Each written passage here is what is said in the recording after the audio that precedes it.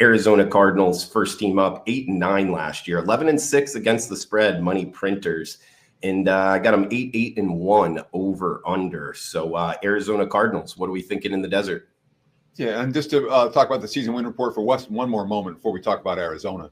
Again, we're 103-52 since 2021.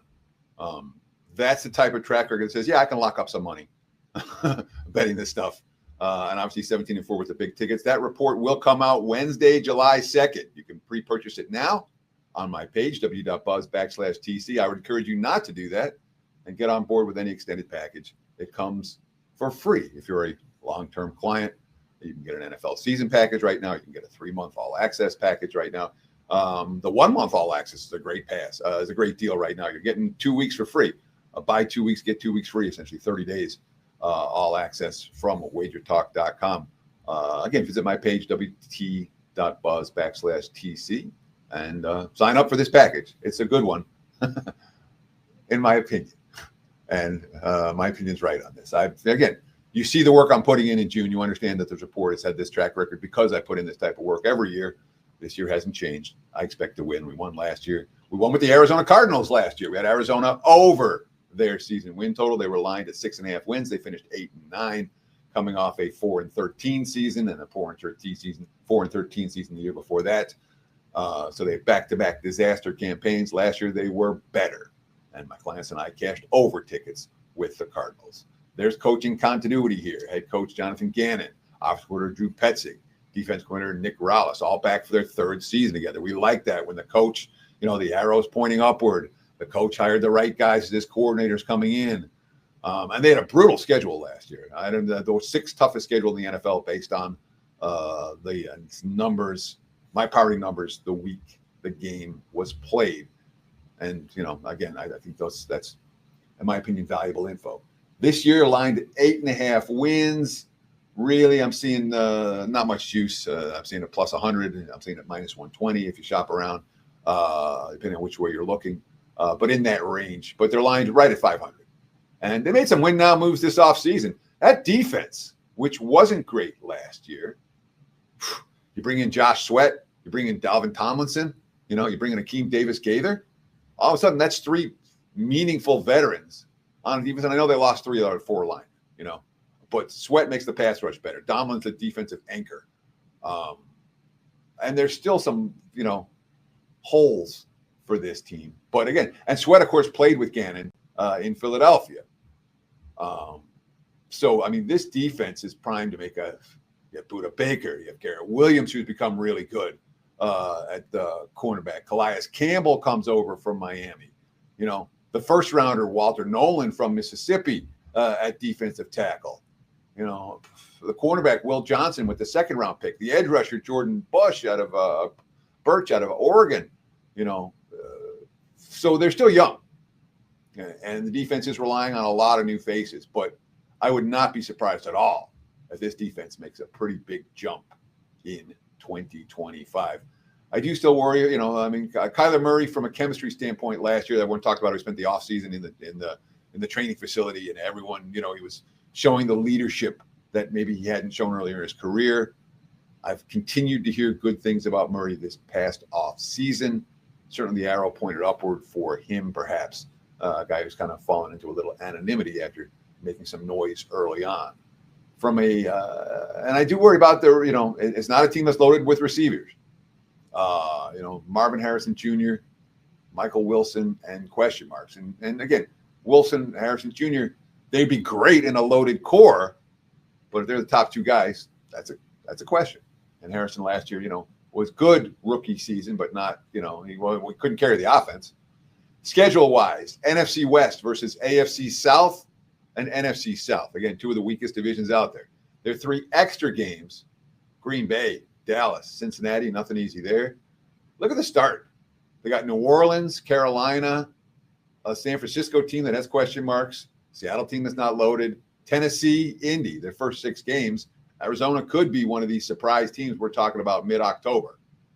After the bye, though, week 8, look at their road games. At Dallas, at Seattle, at Tampa, at Houston, at Cincy, at the Rams. None of them are easy. So Arizona was a real good road team last year, better on the road than they were at home, certainly from a point spread standpoint.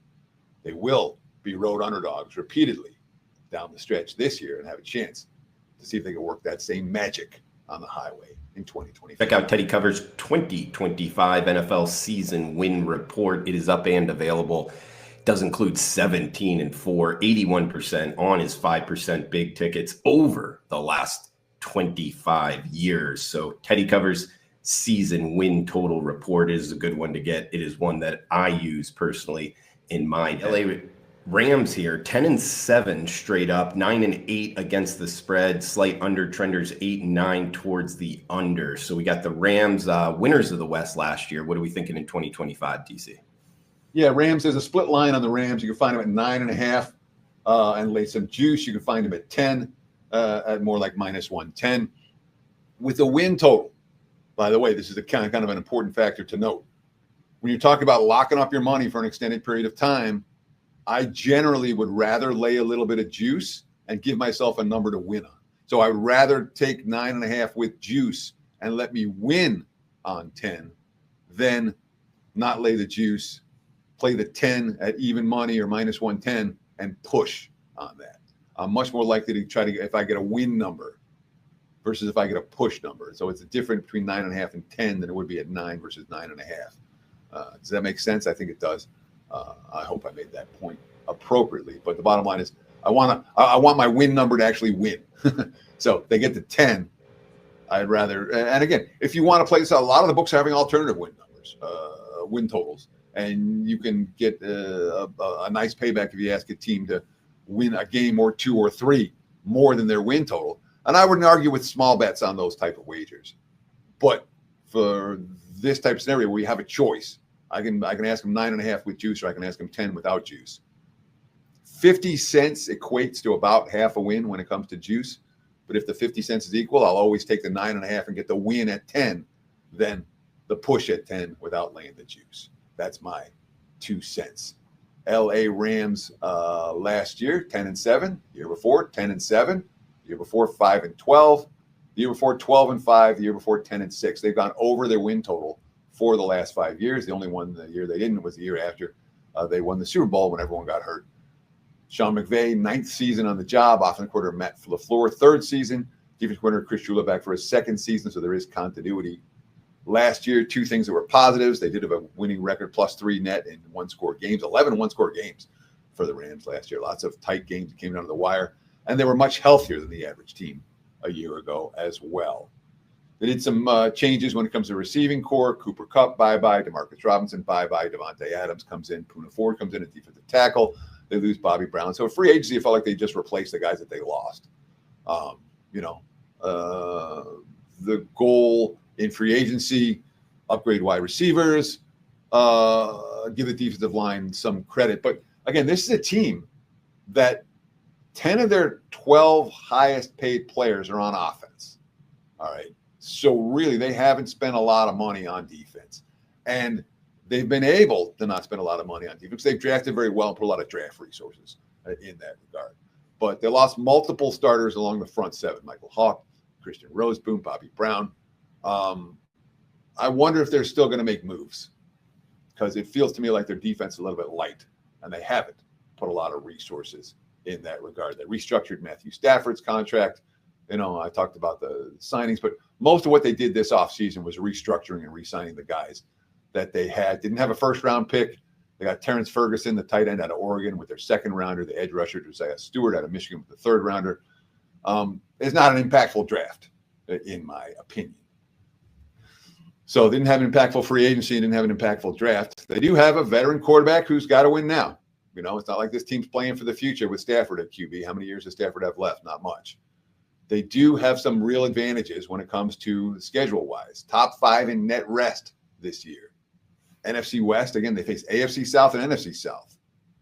They got Houston, Tennessee, and Indy in the first 4 weeks. They got a chance for a hot start. But after Thanksgiving, play 4 out of 5 on the road. The only home game is Detroit. That's not going to be an easy stretch. There are 3 extra games. Philly, Baltimore, Detroit. Ouch. That's what a first place schedule will do for you. And no easy task in that regard for LA. So even though they're top 5 in net rest advantage, their schedule itself, and even though again they play AFC South and NFC South, not the 2 toughest divisions, there are still plenty of issues with LA when it comes to schedule, both in their extra games and in terms of the late season stretch that give me some concern about a team that's been consistently good throughout the McVay era. The San Francisco 49ers, 6-11 straight up, just 5-12 against the spread. Money burners here, TC. They were over trenders, but what are we thinking here for the 49ers? Can they bounce back off of a tough season? Yeah, so San Fran, the market certainly think they will. It's lined at 10/10.5. 10.5 at plus money, but there's still 10s out there right now. And again, last year they were lined at 11.5 wins and finished 6-11. 5.5 wins below their season total. But before that, 12-5, 13-4, 10-7. They had the 6-10 year after the Super Bowl loss, 13-3. So they've been whatever. This has been an elite franchise for much of the John Lynch era, certainly since Brock Purdy came on board. Kyle Shanahan, in his 9th season on the job, he calls his own plays as offense coordinator. Robert Saleh, the Jets' former head coach, he was defense coordinator here before he got the Jets coaching job. I considered him an upgrade at defense coordinator, and certainly someone who the 49ers are relying on in terms of divining up some better schemes than they had last year when a lot of things went wrong. And what went wrong in last year? Look, they were -10 in turnovers. All right, bad. 2-5 in one-score games. Bad. Bottom 5 in health. Lots of different players had to get in the lineup for San Fran last year. And based on my numbers, the week the game was played, second hardest schedule in the NFL. So when you're -10 turnovers, you're -3 in one-score games, you're bottom 5 in health. I know you face the second hardest schedule in the league based on my numbers. Of course you're going to have a disappointing campaign, and they did. The question is, can they bounce back? Off-season moves. And again, the main objective this offseason was clear the books of a bunch of bad contracts, And basically they let all their key free agents go. Deebo Samuel got, released. Jason Hargrave got released. Malik Collins and Leonard Floyd. I mean, huge names gone for. And when we look, you think about who they've lost the last couple of seasons. Mike McClinchy, Chase Young, Eric Armstead, Aaron Banks, Drake Greenlaw, Talanoa Hufanga, Javarius Ward, Jalen Moore, Hargrave, Samuel. Yeah, some got old. Yeah, some weren't as good. Some got hurt.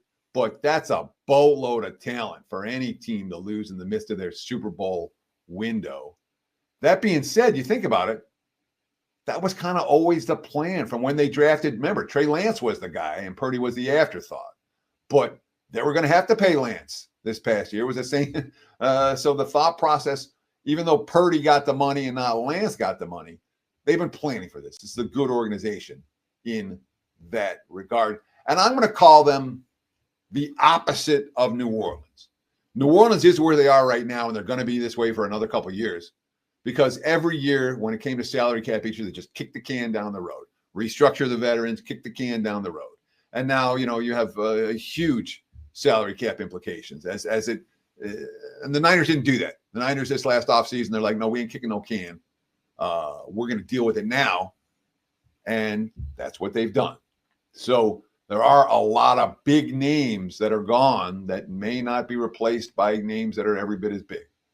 There's certainly, when you talk about question marks, and again, I love their draft, even though I love that they drafted to need top 5 players on the defense side of the football. Michael Williams from Georgia, the number 1 pick, the defensive tackle Collins out of Texas, the 2nd pick, Nick Martin, Upton Stout. They really gave themselves a nice talent infusion on the defense side of the football, but make no mistake about it. They lost 3 out of the 4 starters on the defensive line. That's an area of question coming into the season. And of course, Brock Purdy going to be able to live up to that $265 million contract, even though his receiving core maybe not as talented as it's been in years past. When it comes to this year's schedule, top 5 in net rest advantage. That's a bonus for San Francisco. They'll be rested. Their opponents are the ones in the short weeks, far more than the 49ers. They face the AFC South and the NFC South, 2 of the weaker divisions. San Fran's 3 extra games. The Giants, the Bears, and the Browns. 2 of those 3 teams are going to be 2 of the worst teams in the league this year.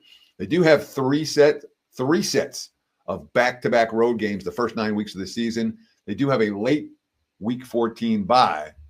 But look at the schedule down the stretch. If this is a 500 team midway through the season, they got Carolina, Cleveland, Tennessee, Indy, Chicago, and Seattle. 4 of them at home, the last 6 ball games. San Fran, a team that certainly has a chance, if things start out not as good as expected, they get a chance to make a late season run and still make the playoffs. And again, a team that won, was a last place team a year ago and finished 6-11.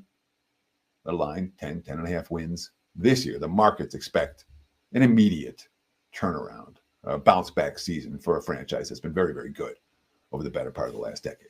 Seattle Seahawks 10-7 straight up, but just 6-11 against the spread. Money burners slightly over trenders at 9-8 over under. We got a team that finished second here at 10-7, Seahawks. Last team we're talking. Yeah, just to give you guys something actionable for today. Obviously, it's Monday. It's Monday morning here in Las Vegas, bright and early. Not even 9 a.m. yet. But the NBA playoffs have been fantastic, and I continue to win in the finals. 4-1 in the finals last year, 3-1 in the finals this year, 20-9 with the last 29 NBA releases. I am in play for Game 5 tonight. You can check that out again on my page, wt.buzz/TC. The NBA has been good for the clients. It's been good for the bankroll throughout the postseason. And really, for the last 4 years, the NBA is up well over 200 units for the clients and I. So check out the homepage, www.buzz/TC, and get on board for tonight or any all-access pass that will get you every play, every day, in every sport. Seattle, this is a team that has some split numbers. They're 8.5 juiced to the under. They're 7.5 juiced to the over with the Seabags. So there's certainly a team that if you shop around, you can find different numbers with. Right now, I'm not convinced that'll be there a month from now. Usually the markets start to converge in that sense. Certainly by this August, we're going to see Seattle priced uniformly, far more uniformly than they are right now. Mike McDonald, his second year as a head coach, brought in a new offensive coordinator, Clint Kubiak. The DC, Aiden Durde, is back for his second season. This team went lined at 7.5 wins last year. They went 10-7. Lined at 8.5 wins the year before. They went 9-8.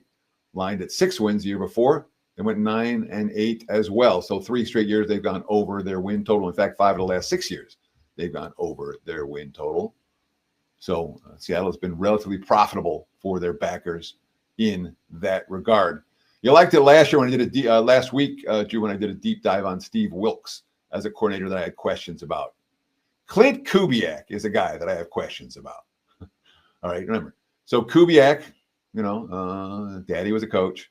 He was a fortunate son. Became an offensive assistant under his dad in 2016. Then he became the quarterback coach after Bill Musgrave got promoted to offensive coordinator when there were issues there. And then he went to Minnesota and became offensive coordinator there, replacing his dad. And then he went back to Denver, and he became the quarterback's coach under Nathaniel Hackett. And then Kubiak got the chance to call plays in Denver. And then he was in San Fran as their passing game coordinator in 2023. And the Saints hired him as OC in 2024, replacing Pete Carmichael. So he's kind of not lasting long anywhere he's been. And it feels like I've got questions about Kubiak's ability to be an elite play caller for Seattle this year. Although McDonald's a mind that I respect, we'll see if Kubiak is a guy that can live up to those expectations. But this is a team that went through some big offseason changes. Obviously, you take Geno, bye-bye, DK Metcalf, bye-bye, Tyler Lockett, bye-bye. And you bring in Sam Darnold, who had a resurgent season last year behind an elite offensive line and a great coaching staff. Cooper Kupp comes in from LA. DeMarcus Lawrence comes in as a defensive difference maker. You re-sign Ernest Jones, you re-sign Jaron Reed. But it's not like they had a ton of money in the offseason. In the draft, the offensive guard out of North Dakota State, Zabel, in the first round. Not a sexy draft. safety, tight end, second round picks. Jalen Milroe goes in the third round. If Darnold has problems, maybe Milroe gets the opportunity this season. But it feels like there's big changes for a team that had been veteran. Again, you feel like that's going to happen with the second-year head coach, and he's going to get his guys in. Tomlinson gone and replaced by Zabel on the defensive line. But from an offensive line standpoint, this team's got question marks everywhere. I mean, they really do. A bunch of oft-injured guys, a bunch of guys who, later round draft choices. I'm just looking at all these names. I'm not going to run through all the names. They've got question marks at multiple offensive line positions right now. And that's not what I want with Darnold coming here for Seattle. I'm not bullish on the Seahawks in 2025. I'm really not. And they do have a top 5 net rest advantage. So they're getting teams that are playing on short weeks, and they're not. NFC West versus AFC South and NFC South. 3 extras. None of them are easy. Pittsburgh, Washington, Minnesota. And for a relatively easy schedule, they get a tough start. So San Fran, at Pitt, New Orleans easy, at Arizona, Tampa, at Jacksonville, long trip, Houston, at Washington, Arizona, and the Rams, at the Rams in the first 10 games of the season. I would not be surprised they get off to a relatively slow start. That being said, they get Tennessee, Indy, and Carolina all down the stretch, a chance for a better finish than the start to the season. But Seattle, when it comes to 2025, they're shortlisted as a team I'm looking to play under their win total, not a team that I'm excited about when it comes to their value in the upcoming campaign. Home road, advantages not being the same as they have, years ago, particularly in the NFL. I am seeing here something that kind of jumped out at me is the Seahawks. I think a lot of people would regard as, home field advantage being one of, if not the highest in the NFL. But just last season, 3-6 at home, 7-1 on the road. Do you think that's a trend that could kind of keep going in the future? Potentially. And again, they went 5-3 at home the year before, 5-4 at home the year before that. Mm-hmm. So we're not talking, the less you factor in home field, I think the more successful you'll be.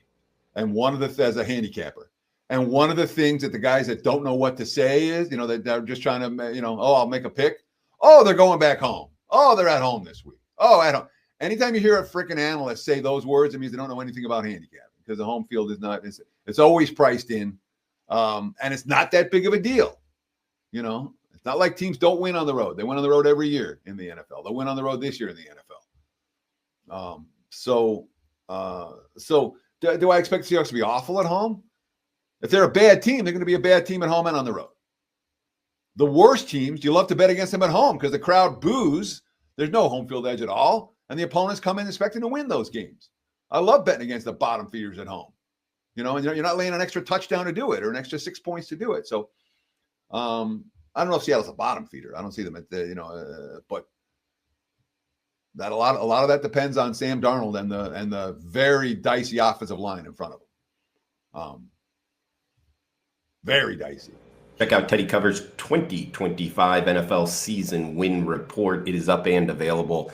It does include 17-4, 81% on his 5% big tickets over the last 25 years. So Teddy Cover's season win total report is a good one to get. It is one that I use personally in my bet